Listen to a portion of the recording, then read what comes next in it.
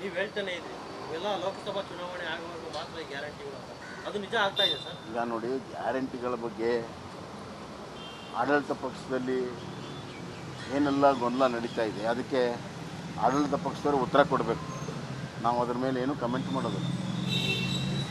Guarantee ಬೇಕೋ ಬೇಡೋ ಈ ಒಂದು ಜಿಜ್ಞಾಸ ಆಡಳಿತ ಪಕ್ಷದಲ್ಲಿದೆ.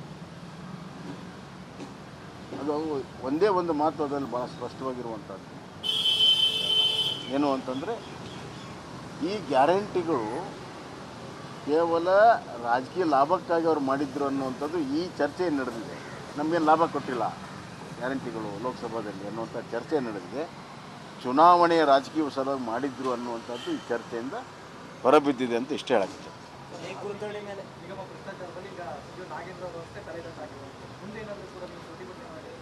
ಅದು ನಮ್ಮ ಪ್ರತಿಭಟನೆ ಅಲ್ಲ, ತನಿಖೆಯಲ್ಲಿ ಇವತ್ತು ಹೆಂಗೆ ತನಿಖೆ ಮಾಡ್ದಂಗೆ ಪುರಾವೆಗಳು ಸಿಗ್ತವೆ. ಅದರಲ್ಲಿ ಉನ್ನತ ಮಟ್ಟದವರು ಇದ್ದರೆ ನೈತಿಕವನ್ನ ಒಟ್ಟು ಕೊಡಬೇಕಾಗ್ತದೆ. ಅವ್ರು ನಿರಪರಾಧಿ ಅಂತ ಹೇಳ್ಕೊಂಡಿದ್ದಾರೆ, ನಿರಪರಾಧಿ ಇದ್ದರೆ ಮತ್ತೆ ಬರ್ಬೋದಲ್ಲ. ಸರ್, ಘನತ್ಯಾಜ್ಯ ತೆಗೆದುಕೊಂಡು ಹೋಗಲು ಸರ್ಕಾರ ₹100 ವಿಧಿಸ್ತಾ ಇದೆ ಸರ್ ಮಾಸಿಕ. ಇದು ಯಾವ ಬೆಂಗಳೂರು ವ್ಯಾಪ್ತಿಲಿ ಅಂದರೆ BBMP ವ್ಯಾಪ್ತಿಲಿ ಬೆಗರಿ ಸೆಸ್ ಇದೆ. ಹೊರತುಪಡಿಸಿ ಮನೆಗೆ ₹100 ಟ್ಯಾಕ್ಸ್ ಹಾಕಬೇಕು, ಸುಂಕ ವಸೂಲಿ ಮಾಡಬೇಕು ಅಂತ ನಿರ್ಧಾರ ಹಾಕಬೇಕು ಅಂತ ನಿರ್ಧಾರ ಮಾಡಿದೆ. ಈ ಪ್ರಸ್ತಾವನೆ ಇತ್ತು, ಕೈ ಬಿಟ್ಟಿದ್ರು ವಿರೋಧದ ನಡುವೆ, ಈಗ ಮತ್ತೆ ಶುರು ಮಾಡ್ತಾ ಇದ್ದಾರೆ.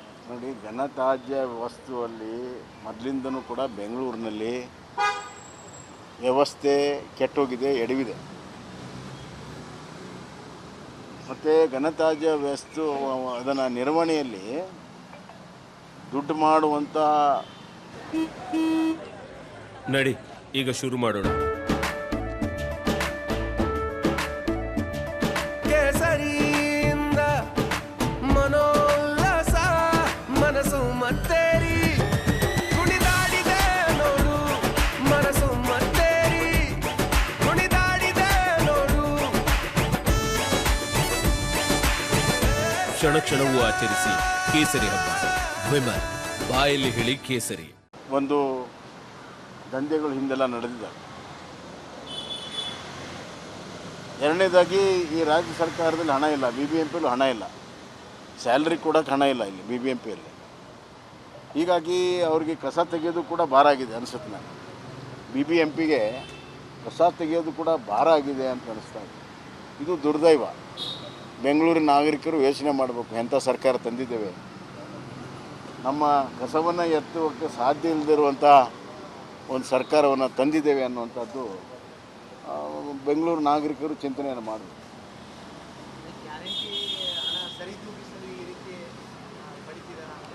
ಗ್ಯಾರಂಟಿ ಹಣ ಭಾಳ ದೊಡ್ಡ ಪ್ರಮಾಣದಲ್ಲಿ ವ್ಯಯ ಆಗ್ತಾಯಿದೆ. ಅದು ಎಲ್ಲವೂ ನಿಂತಿದೆ, ಬರೀ ಘನತ್ಯಾಜ್ಯ ವಸ್ತು ಅಲ್ಲ, ಸಂಪೂರ್ಣ ಅಭಿವೃದ್ಧಿನೇ ನಿಂತೋಗಿದೆ. ಸಂಪೂರ್ಣವಾಗಿ ಇರಿಗೇಷನಲ್ಲಿ ಕೆಲಸ ಆಗ್ತಾಯಿಲ್ಲ, ಗ್ರಾಮೀಣ ಅಭಿವೃದ್ಧಿಯಲ್ಲಿ ಕೆಲಸ ಆಗ್ತಾಯಿಲ್ಲ, ಇನ್ಫ್ರಾಸ್ಟ್ರಕ್ಚರ್ ಕೆಲಸ ಆಗ್ತಾಯಿಲ್ಲ, ರಸ್ತೆಗಳ ನಿರ್ಮಾಣ ಆಗ್ತಾಯಿಲ್ಲ, ಕೆರೆ ಕಟ್ಟೆಗಳ ಕೆಲಸ ಆಗ್ತಾಯಿಲ್ಲ, ಶಾಲಾ ಬಿಲ್ಡಿಂಗ್ ಆಗ್ತಾಯಿಲ್ಲ, ಸ್ಯಾಲ್ರಿಗಳು ಸರಿಯಾಗಿ ಕೊಡ್ತಾಯಿಲ್ಲ, ಆಸ್ಪತ್ರೆಯಲ್ಲಿ ಔಷಧಿ ಇಲ್ಲ. ಭಾಳ ಕಷ್ಟದಲ್ಲಿ ಜನ ಇದ್ದಾರೆ.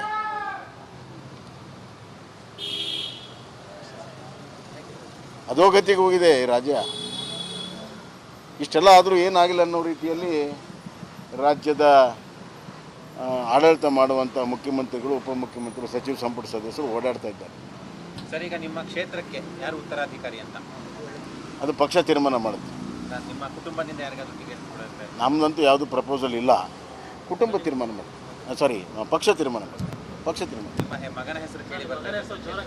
ಸಹಜವಾಗಿ ಮುಖ್ಯಮಂತ್ರಿ ಮಗ ಅಂದರೆ ಕೇಳಿ ಬರ್ತದೆ. ಕೇಳಿ ಬಂದ ತಕ್ಷಣ ಏನು ಆಗೋದಿಲ್ಲ. ಇವೆಲ್ಲ ನಾವು ನೋಡಿದ್ದೀವಿ. ನೀವು ಸುಮ್ಮನೆ ಕಾಂಟ್ರವರ್ಸಿ ಮಾಡೋಕ್ಕೆ ಹೋಗಬೇಡಿ. ನಾನು ಭಾಳ ಸ್ಪಷ್ಟವಾಗಿ ಹೇಳಿದ್ದೇನೆ, ನಮ್ಮಿಂದ ಏನು ಅಪೇಕ್ಷೆ ಇಲ್ಲ. ಪಕ್ಷ ಯಾರು ಗೆಲ್ತಾರೆ ಅನ್ನೋದನ್ನು ಸರ್ವೆ ಮಾಡಿ ಅವ್ರು ತೀರ್ಮಾನ ಮಾಡ್ತಾರೆ.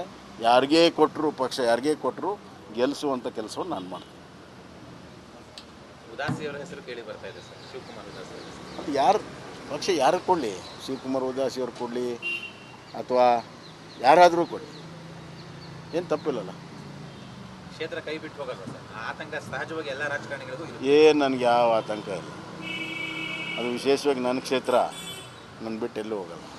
ನಾನು ಶಾಸಕನಾಗೇ ಇರಬೇಕು ಅಂತಿಲ್ಲ. ಆ ವಿಶ್ವಾಸ ನನ್ನ ಕ್ಷೇತ್ರದ ನನ್ನ ಮಹಾ ಜನತೆ ಏನಿದೆ ನನ್ನ ಕ್ಷೇತ್ರದ್ದು ರಾಜಕೀಯ ಮೀರಿ ಸಂಬಂಧ ಇದೆ. ಭಾಳ ಒಂದು ಪರಿವಾರದ ಭಾವನಾತ್ಮಕವಾದ ಸಂಬಂಧ ಇದೆ, ಬೇರೆಯೇ ಇದೆ. ಯಾರೇ ಶಾಸಕರಾದ್ರೂ ಕ್ಷೇತ್ರ ಕೈ ಬಿಟ್ಟು ಹೋಗಲ್ಲ. ಯಾರೇ ಶಾಸಕರಾಗಲಿ, ಅಲ್ಲಿ ಆದವ್ರ ಮಂತ್ರಿಗಳಾಗಲಿ, ಏನಾದರೂ ಆ ಕ್ಷೇತ್ರ ನಾನು ಕೈ ಬಿಟ್ಟು ಹೋಗಲ್ಲ. ಮನೆಗೆ ನಾನು ಎಲ್ಲರ ಮನೆಯ ಅಣ್ಣ ತಮ್ಮ